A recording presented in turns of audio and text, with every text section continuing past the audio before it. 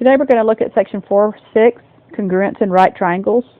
We've been looking at how to prove triangles are congruent in this chapter, and we've seen several different kinds of theorems that will help us, like side, side, side, side angle side, and some of the others.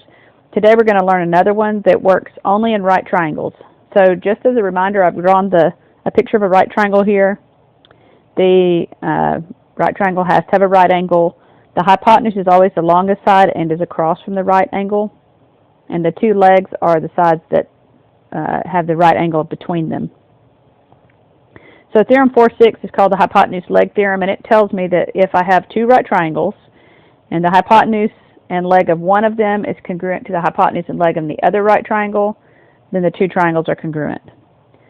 So if we look at the quick check 1, we've got three triangles drawn, LMN, OPQ, RST, and the question is, which two triangles are congruent by the hypotenuse leg theorem?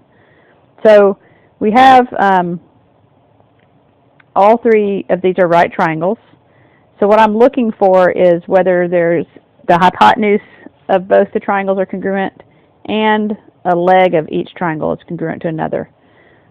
So if I compare, all of these are labeled with a 3 and a 5, but I need to make sure I'm looking at the right thing. So on the top two triangles here,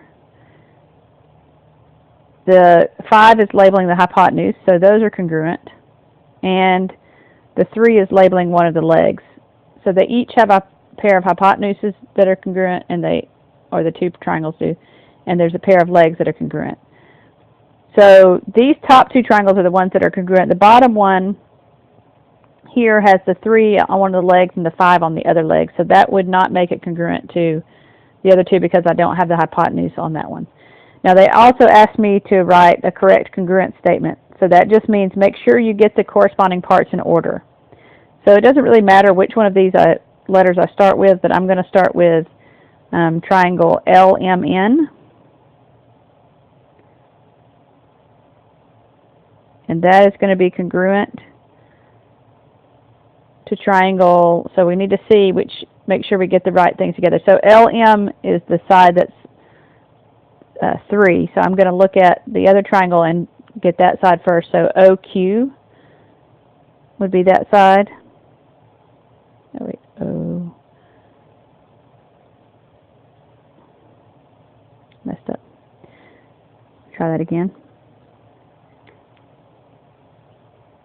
O and then Q and P, and let me make sure that that gets the hypotenuse in the right place. So OP is the hypotenuse, those are the outside letters, and LN is the hypotenuse, and the other one, those are the outside letters. So I just make sure that the sides are in corresponding order of the ones that are congruent.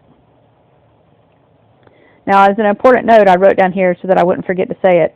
Whenever I'm going to use this hypotenuse leg theorem in a proof, I need to show that 3 conditions are met in order to be able to use that as my last step to prove that two triangles are congruent. So the first thing is I need to make sure that that I show that the triangles are two right triangles, because it only works in a right triangle. Number 2, I have to show that they have congruent hypotenuses, so that was what we were looking at on the quick check. And then I have to show that there's one pair of congruent legs. Okay, so those 3 things are what you have to show in your proof before you can use the hypotenuse leg theorem to say the triangles are congruent. So let's look at an example of that.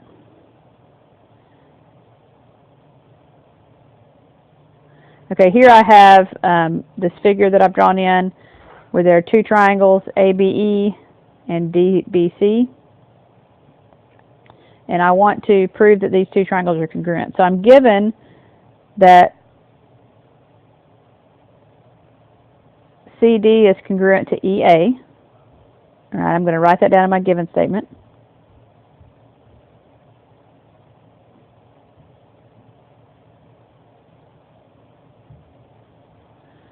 I'm also given that AD is the perpendicular bisector of CE. So I'm going to go ahead and write that down all at one time in the first step.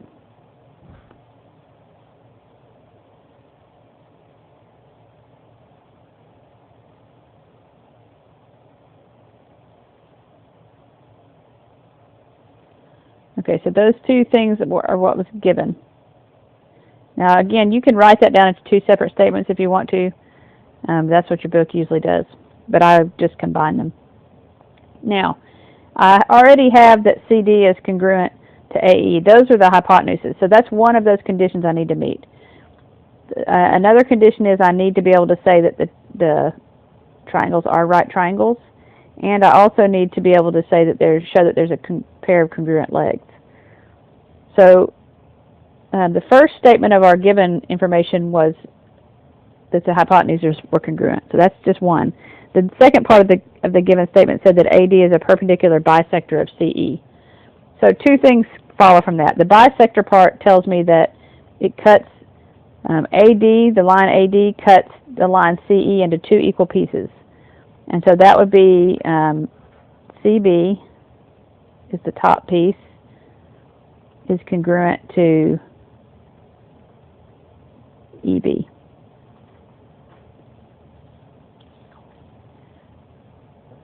So that's just by the definition of a bisector.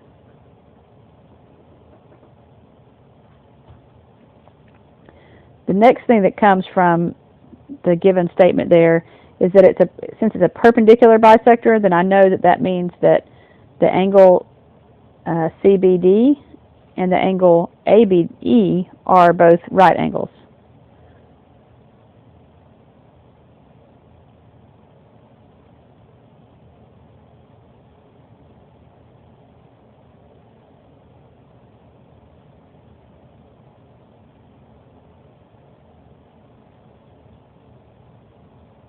All right, that's going to be the definition of perpendicular. Or we could say perpendicular bisector. Okay, so I now have two of the three things that I needed in order to use the hypotenuse leg theorem. The first one, that the hypotenuses are congruent. The second one is that I have a pair of congruent legs. That was the step 2. Now, step 3 will help me get the third reason, which third part of it, which is that these are right triangles. So since I have these two right angles, I can say that triangle CBD and triangle EBA are right triangles.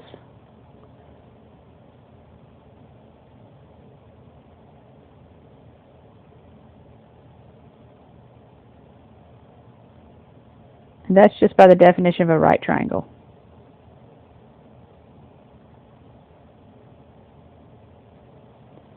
So now I've satisfied my three conditions, and I can use the hypotenuse leg theorem to say that these two triangles are congruent.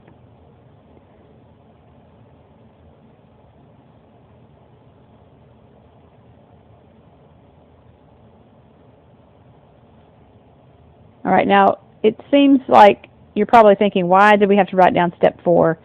When we're doing a proof, we have to assume that the person who's reading it might not know everything we know. So we're telling them step by step how we get from the given information to the information we're trying to prove, and then we're telling them how we're knowing that we can go step by step with our reasons.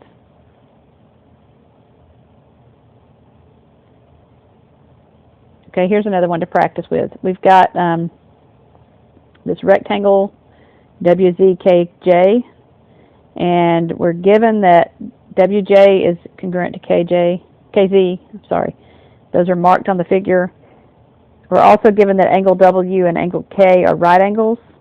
That's also on the figure. So now we're going to try to prove that triangle JWZ is congruent to triangle ZKJ. So I'm going to start off writing down my given information.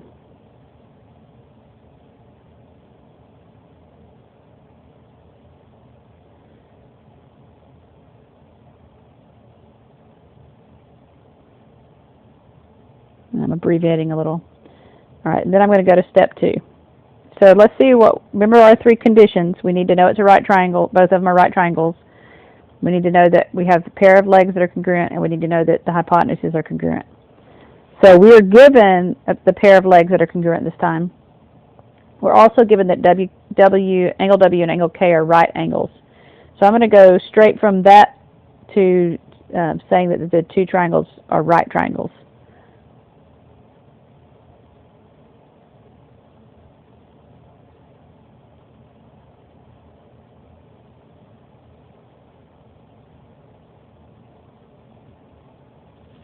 That's just, again, by the definition of a right triangle.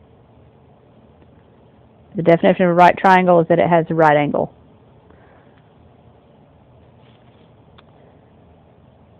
Okay, so I've got two conditions met, pair of congruent legs, two right triangles. Now I just need a pair of congruent hypotenuses. So the hypotenuse of both of these triangles is the line JZ. They have that common side. So I can just say JZ is congruent to JZ. And do you remember the reason for that? It's reflexive. I can't write today on this thing.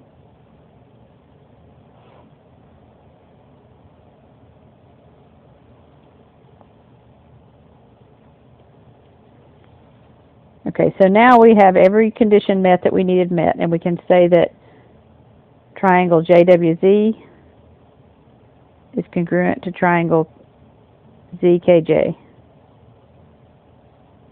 And that's going to be by the hypotenuse leg.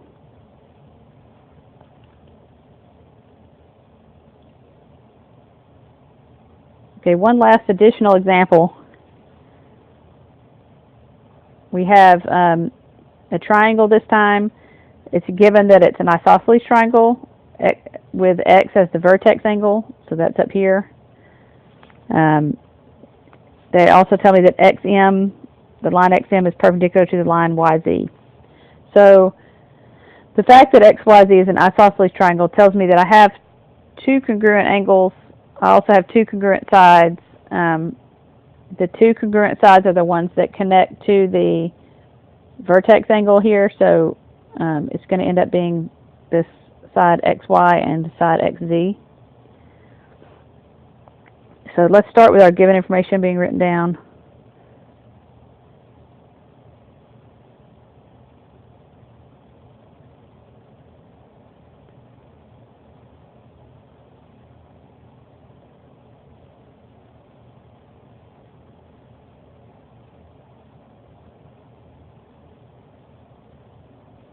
Okay, that's part of it, and then the second part just tells me XM is perpendicular to YZ.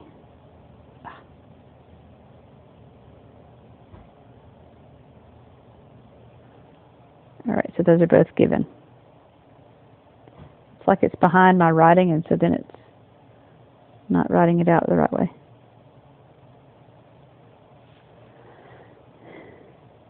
Okay, so from the first given statement, because I know this is an isosceles and X is the vertex angle, then I know that XY is congruent to XZ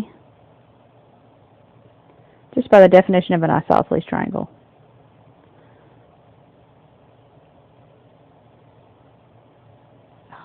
I'm really struggling today with the writing.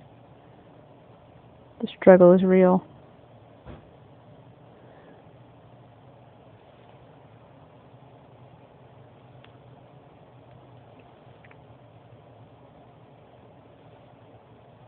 Okay. The third thing now, so I now have the hypotenuse of one is congruent to the hypotenuse of the other.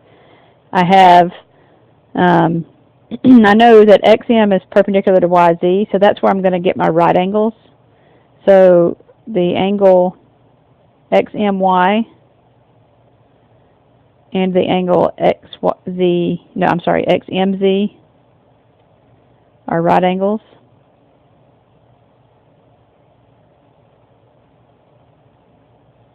That's the definition of perpendicular.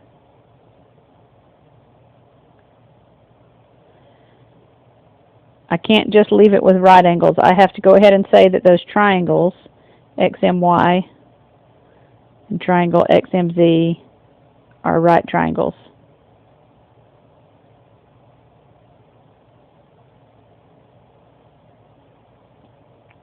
By the definition of a right triangle.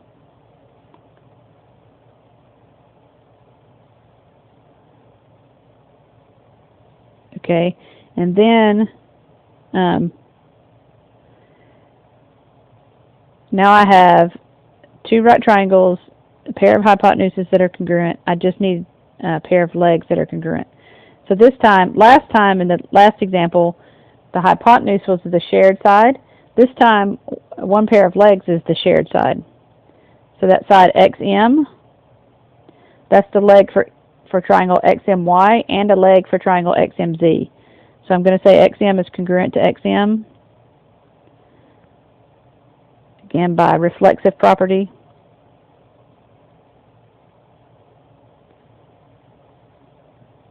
And that gives me the third condition being met, which was my pair of congruent legs. So now I can say that triangle XMY is congruent to triangle XMZ by the hypotenuse leg. Okay, I hope this has helped you understand how to use this theorem. The only other thing I'm going to say, and I'm going to write so you'll see it, is we're going to have a quiz on Thursday. Just some simple proofs that we've been doing to see if you can remember how to do the different kinds of proofs we've done so far. Okay, I'll see you Thursday.